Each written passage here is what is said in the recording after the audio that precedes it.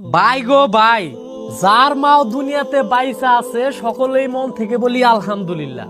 ভাই, মা বাবা দুনিয়ার মধ্যে বিশাল বড় একটা নিয়ামত।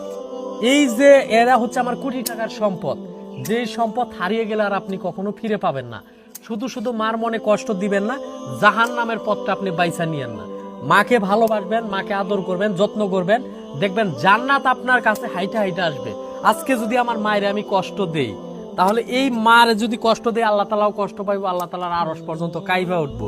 এই যে মায় 10 মাস 10 দিন গর্ভে ধারণ করলো, এত কষ্ট করলো, এত কষ্ট কইরা আমারে 20-22 বছর লালন পালন করার পর যদি আমি বউয়ের কথা হই না, মায়েরে যদি আমি ফালাইয়া দেই, এটা কি আল্লাহ তালা সহ্য করবো? না ভাই, সহ্য করবো না।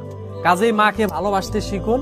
মাকে ভালোবাসলে আপনি জান্নাত পাবেন, দুনিয়াতে শান্তি পাবেন, পরকালেও শান্তি পাবেন। এই মায় যেন আমার কাছ থেকে বিন্দু পরিমাণ একটু কষ্ট না পায়, কারণ আমার জন্য